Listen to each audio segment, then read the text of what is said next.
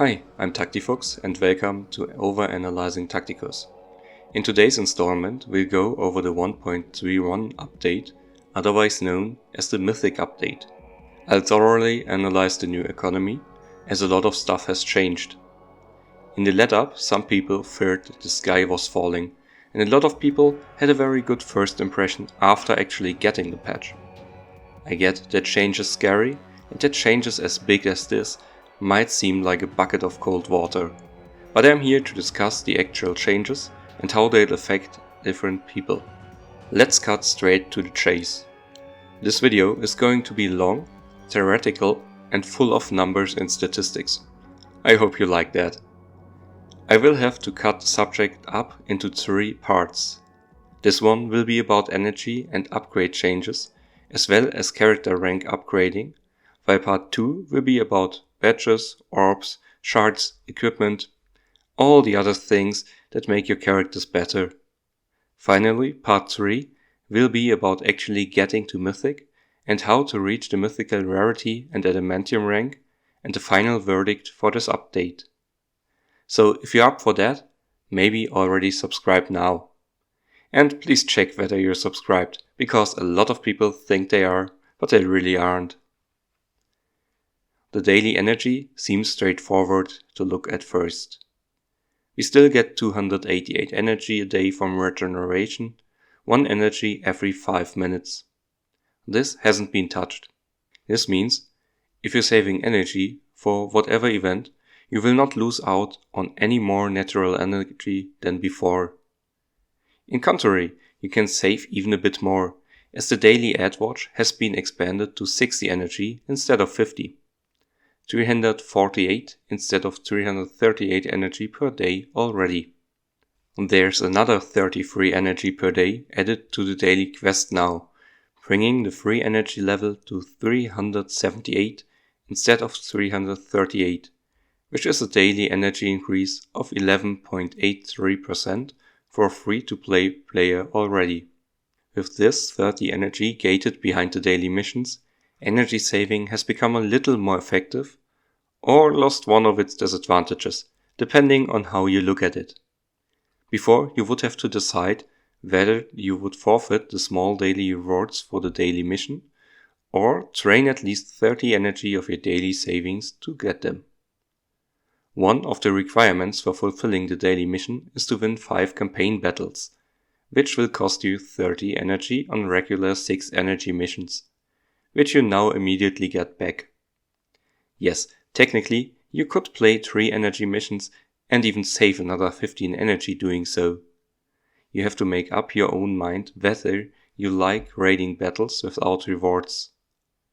Doing fights on the 5 energy normal nodes, you can actually still save 5 more energy than you would have been able to do previously, which won't break the bank but award you some min-maxing power and a few common or uncommon upgrades you could need.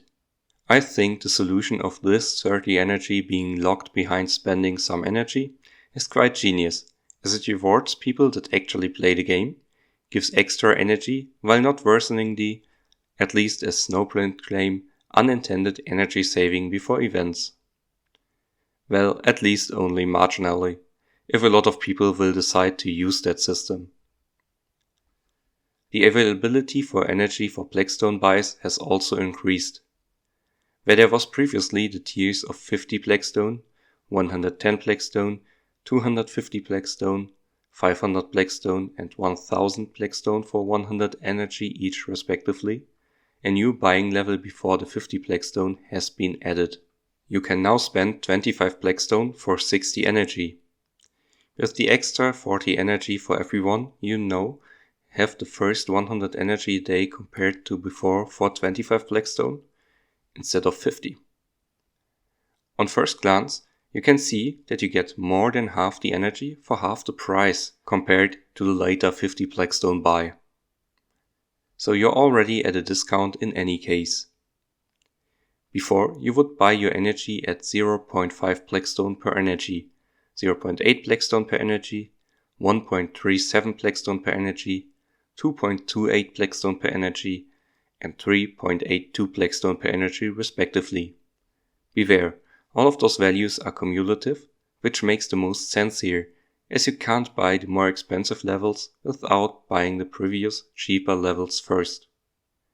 This has changed to buying at 0.42 Blackstone per energy, the new 25 Blackstone buy, 0.47 Blackstone per energy, 0.71 Blackstone per energy, 1.21 Blackstone per energy, 2.03 Blackstone per energy, and 3.46 Blackstone per energy.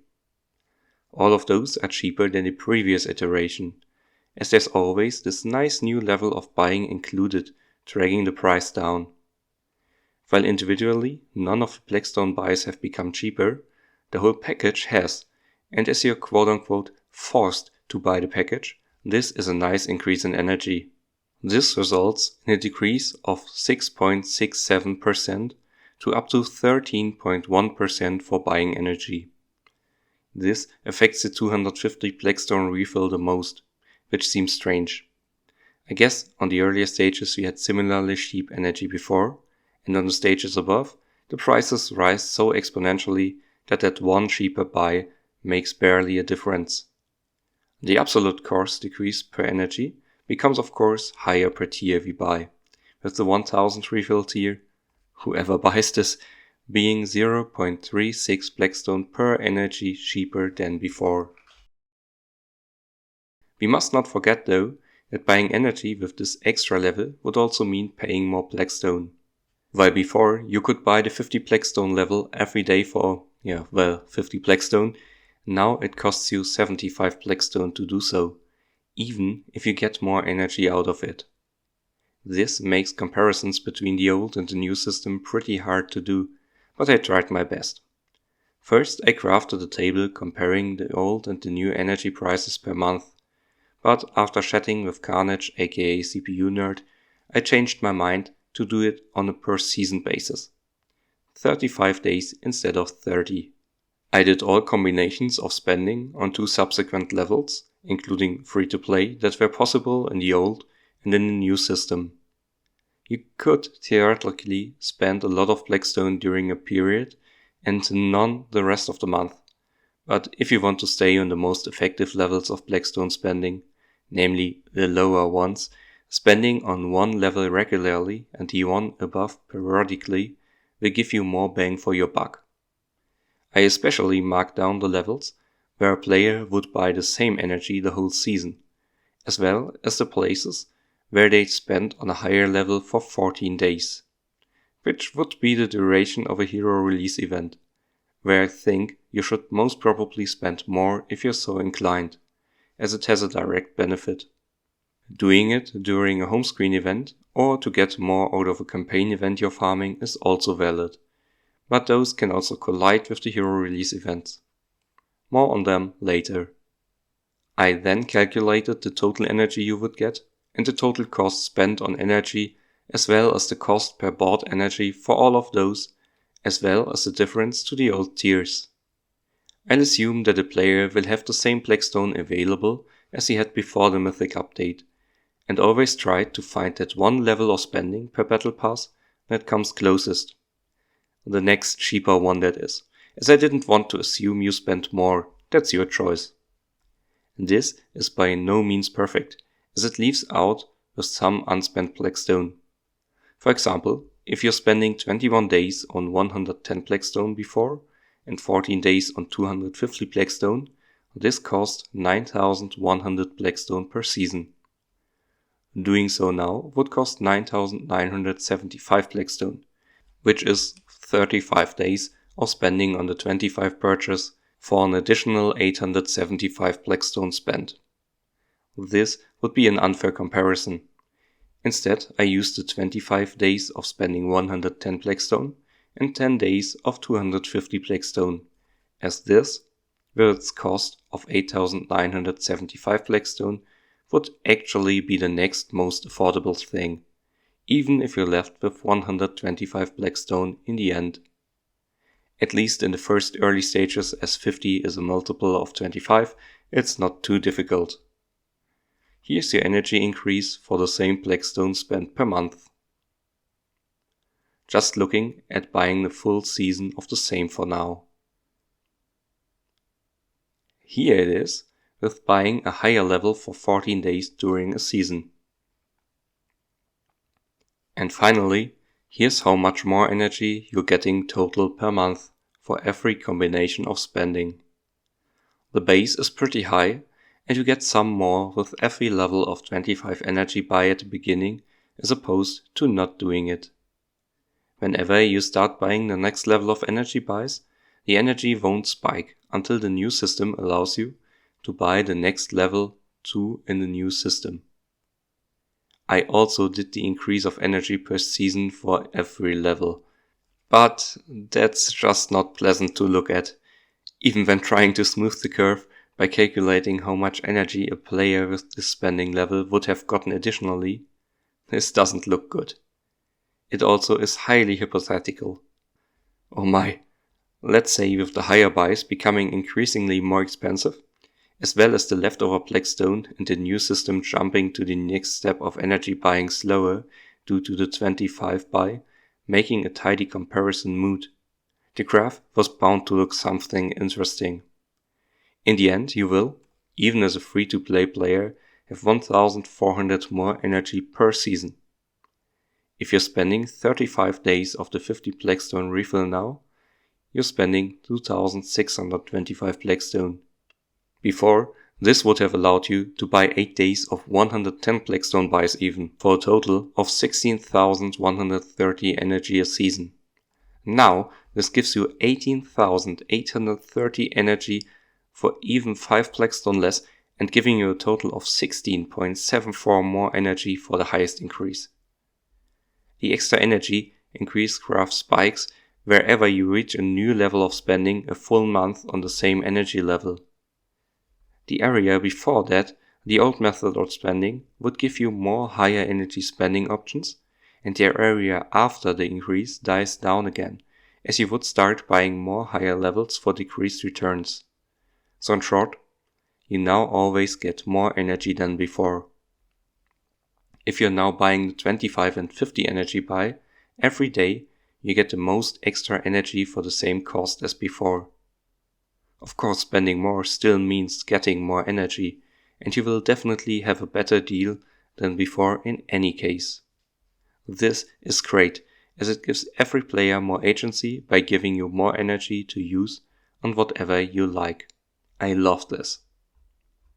This brings us to a small potential problem though, which will probably not affect a lot of people, and the ones it will affect will probably need some time to arrive there.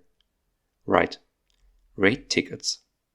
The influx on all fronts still seems to be exactly the same, which, when doing everything, led to a growing pile of them for me. 1400 more energies per season means you're spending 140 to 233 raid tickets more as a free-to-play player. The people buying 50 Blackstone energy daily now will have 2700 more energy than before. This is 270 to 450 raid tokens used more a month. If you're not playing Arena to its fullest, I can imagine those little things becoming an issue at some point. I feel conflicted about this. But before, they were pretty much a non-issue, which I think was nice. Most people want to raid campaign battles and manually play more interesting modes. There are purists that play everything manually. They get better and more rewards in experience and coins for that. It is arguably more effective. It can give you more points in hero release events too. But I don't have the time in my day to do that, and while I enjoy doing campaign battles the first time, and now find something interesting to do there fulfilling mythic missions, at some point repeating them isn't that interesting to me anymore.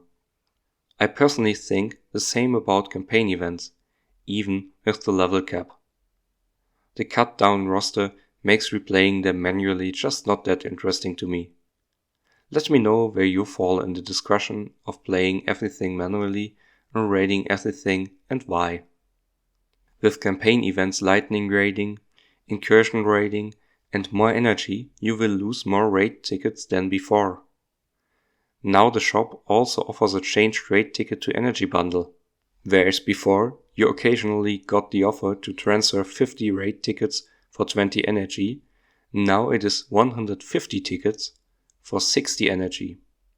And you can buy it twice. I think the value is there, and I'm always happy to see those.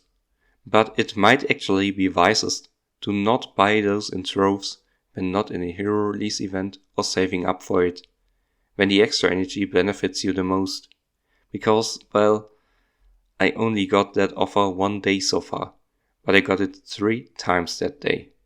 This allowed me to transfer 900 raid tickets to 360 energy. Felt great, not gonna lie, and I still have 12,000 raid tickets, but doing that every day would make me run dry very fast. While we're talking about hero release events, I think that we should talk about them too, as they are pretty much intertwined with energy. Snowprint did announce in their patch notes that a mythic mission chain, watch my video on those here if you want to learn their archetypes and how to best beat them, will be unlocked once the character event is over.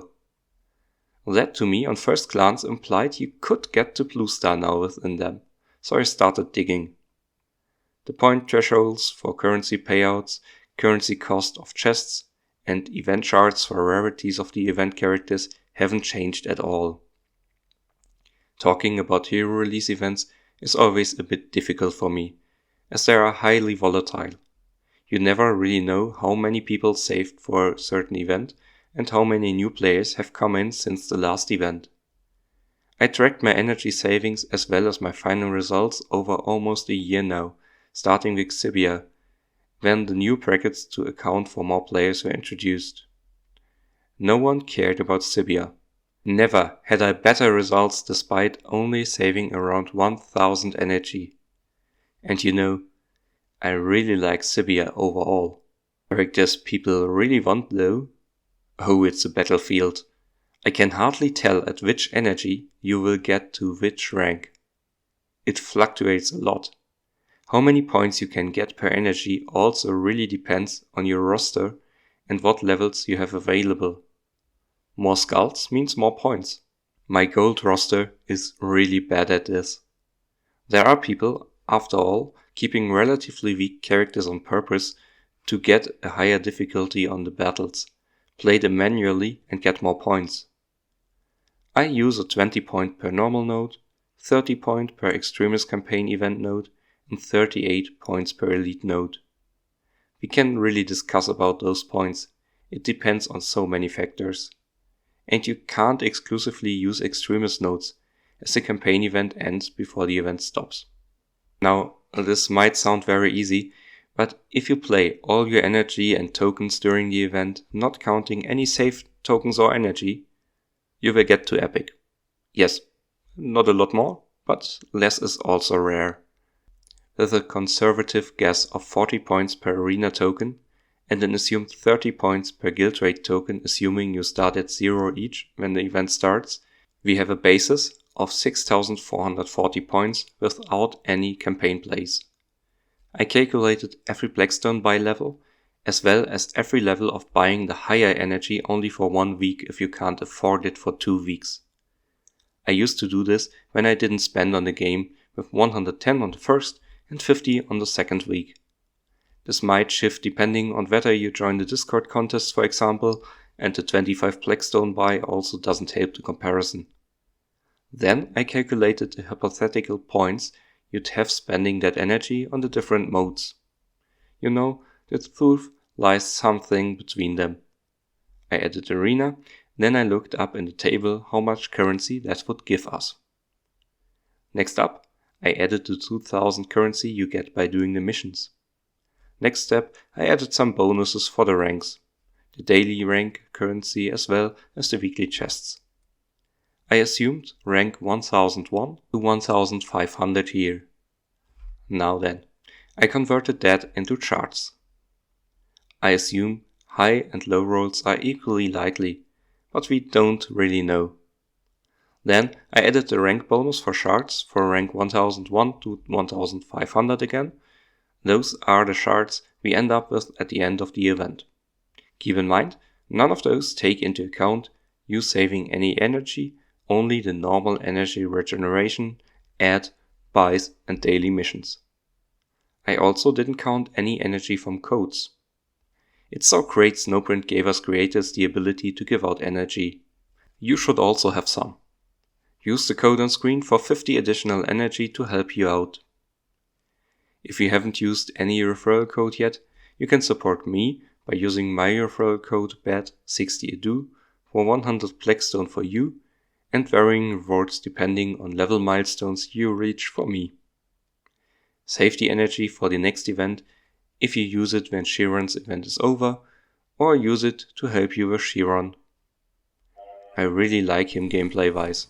Click here if you want to hear my full opinions on him.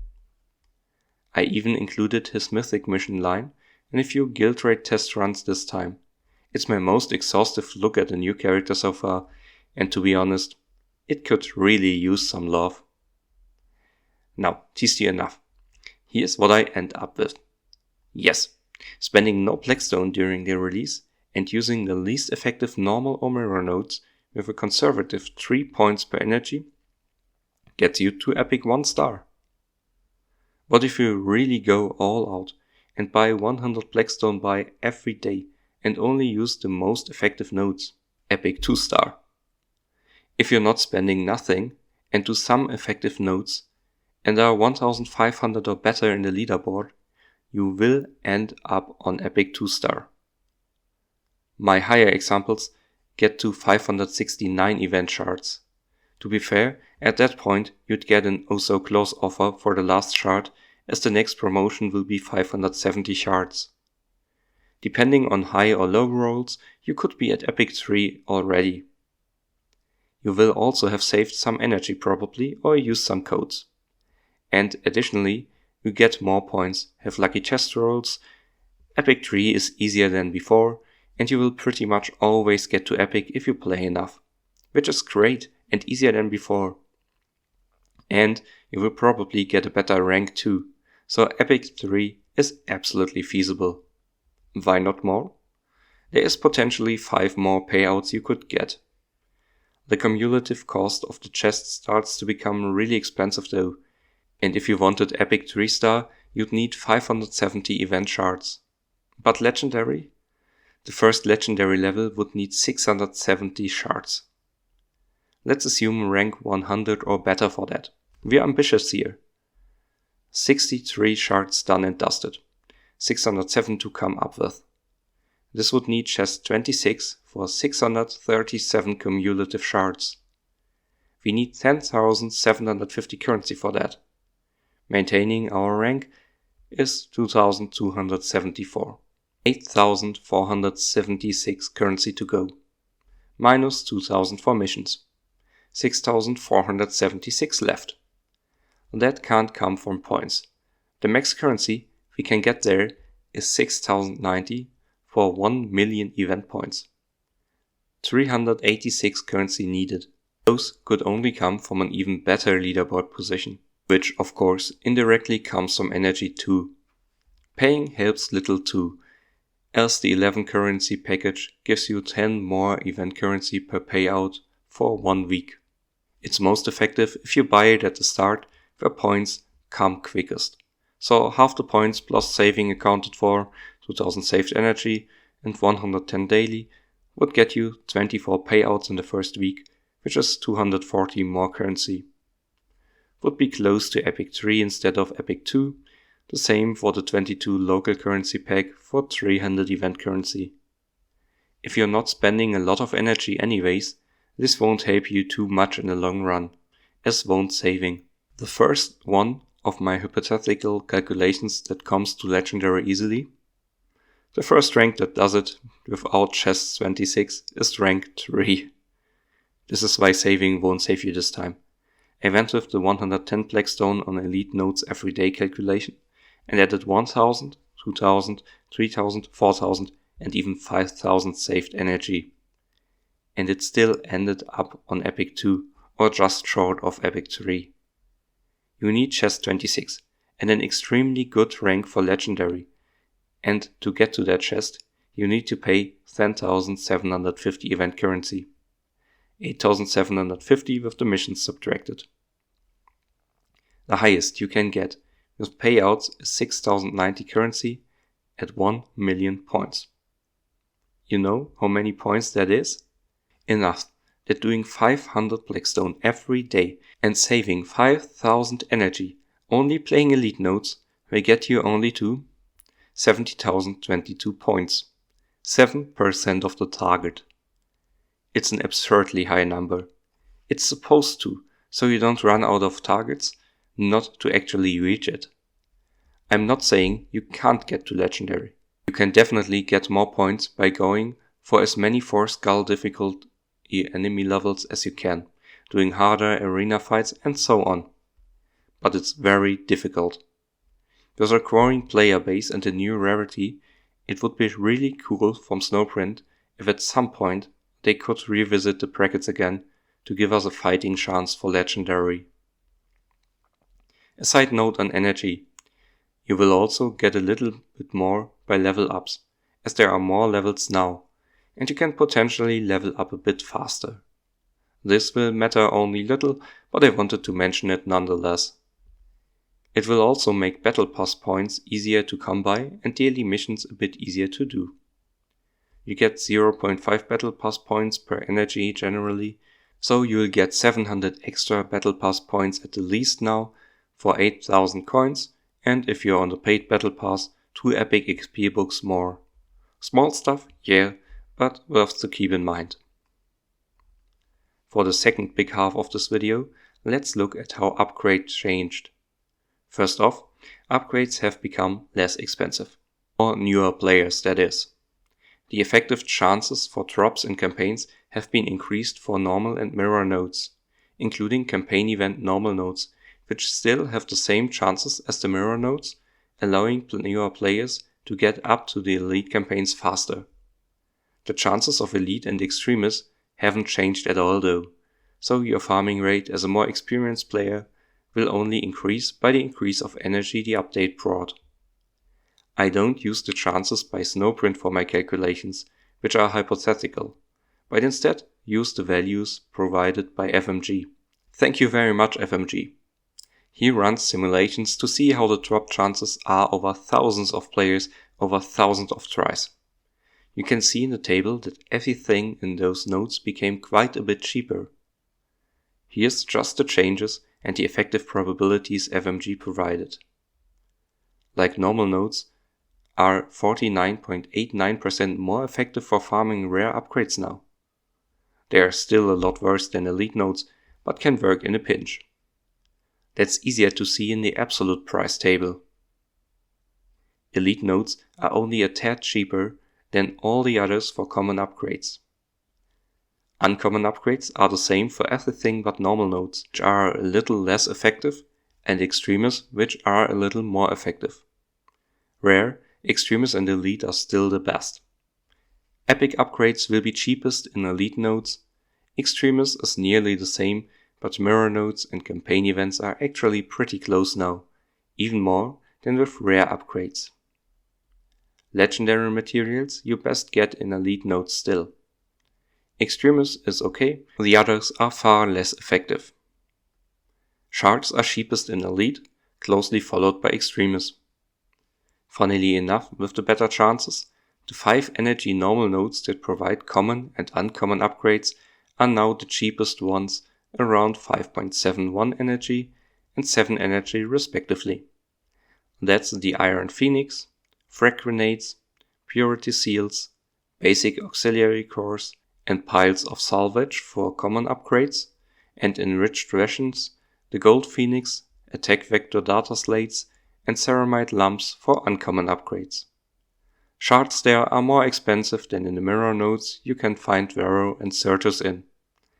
And who farms Vindicta and Incisors anyways? Thanks FNG, I wouldn't have thought of those without you. Extremis had Mythic Shards and Mythic Upgrades added. The chance for both are quite low though, especially for Mythic Upgrades you need 39.14 energy on average. That is quite a jump, even from Legendary's 23 0.36 energy.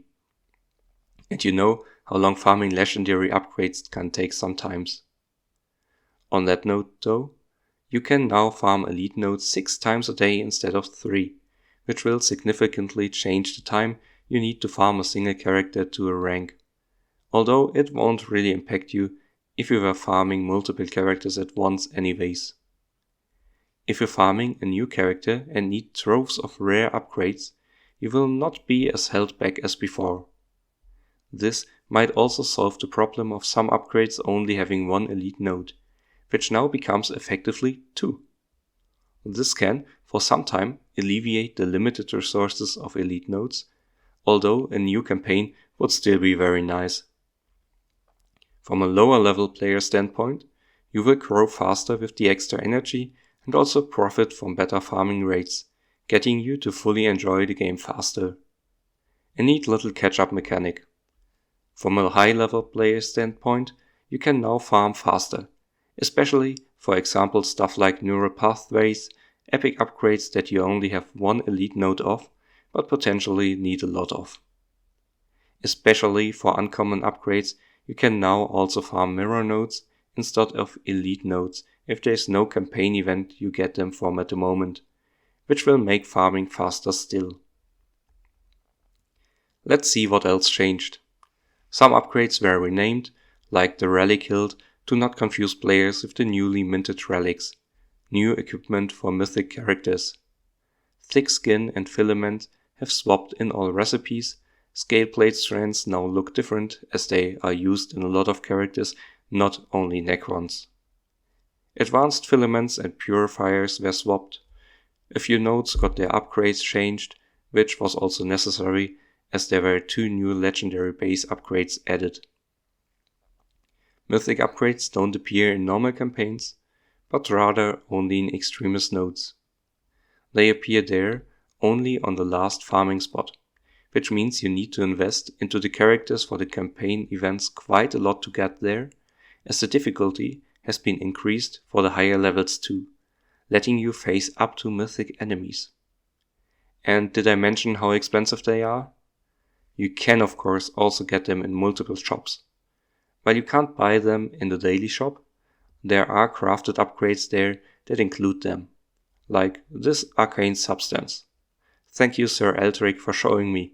They show up pretty rarely it seems, which makes mythic upgrades cost 291.67 Blackstone each. Compared to the 150 for a legendary upgrade, this seems about right, as mythic upgrades take almost twice as much energy to farm. This is weirdly generous, as on the lower levels the more energy an upgrade costs, the more expensive it gets in an exponential way and not a linear one. Then they are also available for 900 guild credits or for 35 Archaeotech.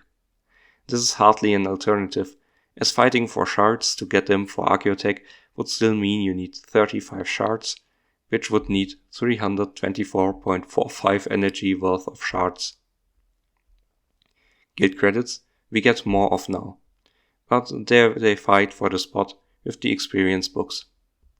Why would you farm them at this price at all? Because of the 4 mythic upgrades in the game now, one appears in every campaign event. The Imperial Aquila is available in the Adeptus Mechanicus campaign event, the Mutant Form is in the Tyranid event, and the Ancient Inscription in the Tau event campaign. And the Venerable Battle Mark is not available whatsoever. But a lot of characters need it. Until we get to the next campaign event which provides this material, you will need to buy it if you want it. For Adamantium 1, your characters need 12 mythic upgrades.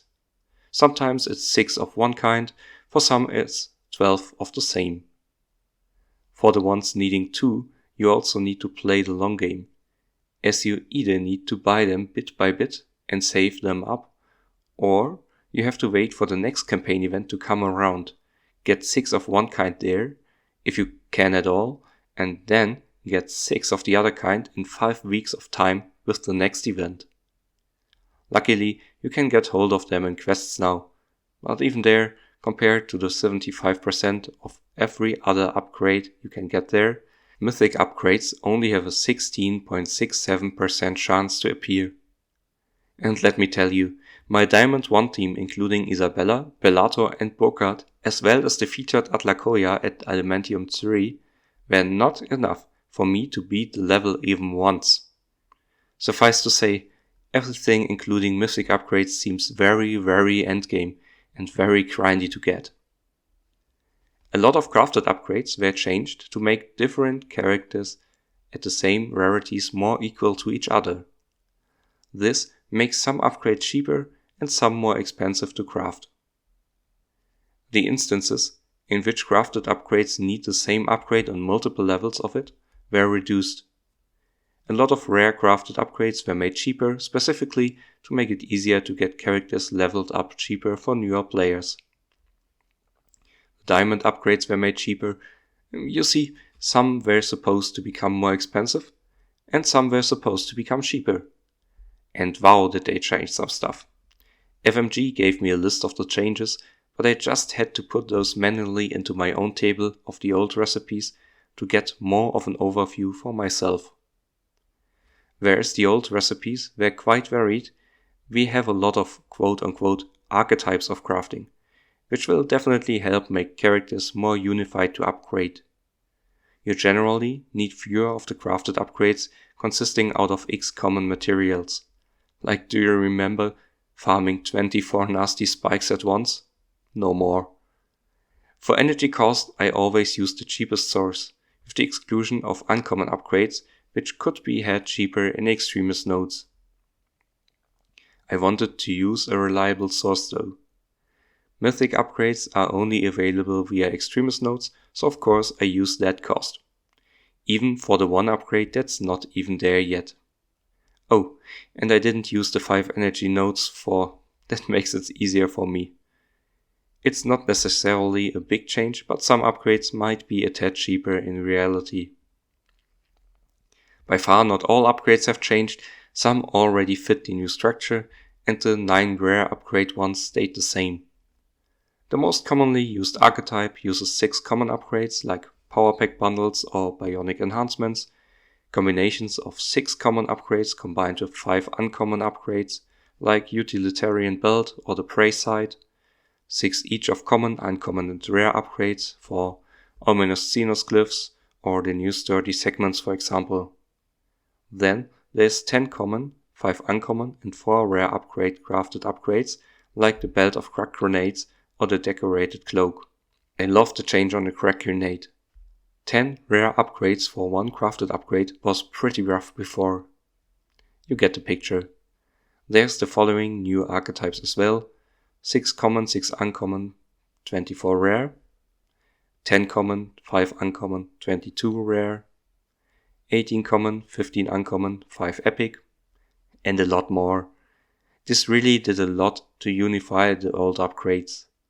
This doesn't exclusively make them cheaper though. I went through all the changed upgrades. Small caveat, for a small number of newer crafted upgrades I didn't record their old forms, so those are out, and sorted them by their price change. Here you go. I first suspected that some of the cheaper upgrades would have become more expensive, as you need fewer of them, and some of the more expensive upgrades would have become less expensive. So I tried to order the change of cost in percent by the cost of the upgrades now and, well, no, theory disproven. By the way, here's the percentage of change graph again, and here it is shown in absolute change. As suggested, it moves around a lot. This is our new reality. It was fun to look at, but nothing to do. What's more important though, is what this does to our main goal, upgrading characters with that. Now I recreated my old table I did for upgrading to certain borders I did for a collab at some point, but which is now obsolete. Oh well. Nicely enough, I'm now very happy I have this. I went to the Tacticus planner and collected the data for every character to every cap, like Iron 1, Gold 1, so on. I have Diamond 3 in there as well, as this is the highest previous cap, and I wanted to compare it to Adamantium 1. I haven't got all the old values of some of the characters, like Atlakoya, which I never recorded, and others, like Chiron, just don't have old values, as he was born into this new system. I then looked at the average energy cost to borders for the old and the new values for both to see what changed. For Iron 1, upgrading became 2.47% cheaper. Bronze 1 is 14.77% cheaper. Silver 1 got a whopping 17.95% cheaper, Gold 1 7.26%, and Diamond 1 2.03% cheaper. Diamond 3 is 2.63% cheaper than before, and Adamantium 1 is 15.78% more expensive than Diamond 3 was before. Interestingly, Silver 1 got the highest discount. Snowprint said that especially rare upgrades got cheaper to help new players get there, and that rings true. Didn't Snowprint also say it took approximately the same effort to get there than to Diamond 3 before? You know, they were right after all. The price changes only relate to the energy used, but as you get more energy to use in a day, you will get there faster if you really concentrate on a goal. So of course I also calculated the numbers of days you need to get to those borders. On average, this time got shorter for all borders. 12.79% for Iron 1, 23.79% for Bronze 1, Silver 1 is the first where you will save more than a full day, 1.93 days saved for 26.63% faster grind. Gold 1 saves 2.64 days for a 17.07% faster grind. Diamond 1 is 4.05 days faster at 12.4% less grind time, and Diamond 3 shaves off 6.19 days for a reduction of 12.93%. And now, Adamantium 1 suddenly only takes 3.53% more time than old Diamond 3. Cool. But that was for completely free-to-play players, so here you can see how much you get when you do the 50 refill every day now compared to the 50 refill before. And here is 110 Blackstone refill now compared to the 110 Blackstone refill before. This is a bit misleading though, as you might have caught, because the 25 Blackstone refill wasn't there before. Neither was its energy nor its cost, so I did the table for the 110 refill deducting the 60 energy. This is hypothetical, I get it, but I couldn't exactly use my energy numbers of before, as it's always a combination of a higher and a lower energy spending level, and most of those time spends don't use enough time to put your finger on whether you farm on a high or low day. This is probably the most fair comparison. However you look at it, you can definitely see that upgrading characters definitely became faster. Did this make upgrading more homogeneous though? Before, the cheapest Diamond 3 character was Tomachos at 14,738 energy. The most expensive one was Certus at 18,462 energy. That's 3,724 energy in difference. You got an average character pretty far into silver with that difference alone. Now Nicodemus is the least expensive at 14,388 energy. And the most expensive outlier is still Certus at 18,023 energy. Still 3,635 energy between that. This depends a lot of at which rank we look at though. Kalgard to Iron 1 is cheaper than Morphin to Iron 1. For Bronze, it's the other way around. Certus is still the most expensive character at all levels. It's really strange. Machines of War got a lot cheaper too, even more so than characters. The same as for characters holds true for Machines of War grinding time. Even without spending, you can get to Diamond 3, read both abilities to 50, 17.06% earlier. Even getting both abilities to 55 is 8.91% faster than 250 before. Beware though, you will rarely bring both abilities that far, so you can actually target your investment more. Then again, you need components and a lot of coins to do that, which I won't compare today. People were fearing that making energy investment to borders cheaper would invalidate their roster. Different rosters were affected differently for sure. If you were an all Silver 1 player, other players will have it easier comparably to reach your state than someone who mainly had Diamond 1. But there's still a lot of effort included, and you can't deny that a pro roster will still be hard to achieve for a new player. What this does though, is it helps new players get somewhere a bit faster. A good guild raid team? Easier to do now. It's a good catch-up mechanic that still doesn't invalidate any effort done before. This was walking the line and could have gone wrong very fast, but I think the situation was handled very sensibly. Now for a fun question I like to pose myself. How tall or how wide of a roster is actually possible if the energy were given? Last year there were 60 new characters. I once looked up how much energy bringing 60 new characters to a certain border would cost on average, to then compare it to the energy you get per year. For example, before, when you spent on 50 Blackstone for energy daily, you could get 42 characters to Silver 1 per year. A full Silver roster might take some time depending on when you started, but it definitely was possible. 20 characters to Gold meant you could also do that. But with only 9.68 characters to Diamond 1, you couldn't get a full roster to Diamond ever without spending more. Has this changed? Now, everything to Silver 1 is feasible for everyone. Even Gold 1, if you're only watching the ad, you can get 28.53 characters there per year. So all the new ones and 12 of the old characters. A full Diamond 1 roster can be achieved from spending on the 50 Blackstone level onwards, which admittedly will only get you 18.13 characters to Diamond 1 per year, but you can do it.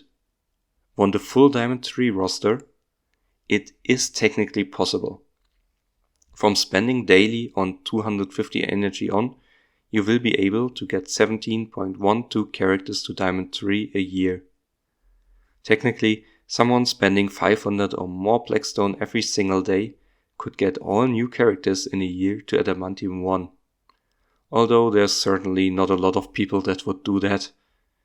Before getting to Diamond 3 roster was equally as expensive. To bring today's video to an end, I'd first like to ask you to subscribe and to consider using my referral code again. The update is out for a few weeks now already, and doing such a long deep dive is always a lot of work to do. This and the following parts are amongst the most time I have ever spent on a video so far, so I sincerely hope you liked it. If you liked it, why not share it around in a guild or with friends? It would mean the world to me if this video did well. With the increased daily energy and reduced price of upgrades, players can do a decent chunk more upgrading than they could ever do before the update hit. This gives you more agency in playing the game and more choice on what to do. It also helps new players to catch up, because while now they won't have as proud as a roster as a veteran, they can actually work on their campaigns faster and grow faster while doing so due to the increased upgrade drops from there. They will have a bunch of useful teams to compete faster and can contribute meaningfully in their guilds earlier. Upgrade recipes are all around fairer and more transparent, and it has never been easier to get to an epic character in hero release events. Energy saving has lost a lot of its importance. I reckon it will shift to people saving energy for home screen events to make the most out of the rewards, if they do it at all anymore. There are few warnings though. Raid tickets could become a rare commodity at some point. It will take some time, but pay attention on what you do with them. While getting epic characters in hero releases has become easier, it is now not the second most important rarity anymore, but rather the third. So I would prefer if there was a better chance to get to legendary than there is currently. Preferably by reworking either the currency thresholds for chests or failing that, a leaderboard. All in all, I really like what this update brings to the table so far.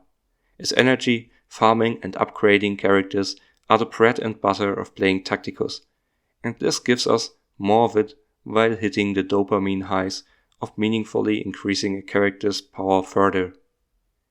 Catch me in the next part next week when I discuss the changes to orbs, badges, shards, coins and much more. If you want to watch something from me in the meantime, you can see my opinion on how my personal perfect roster might look here. I only need one character to Diamond 1 to achieve it now, and will then work further on more guild raid teams.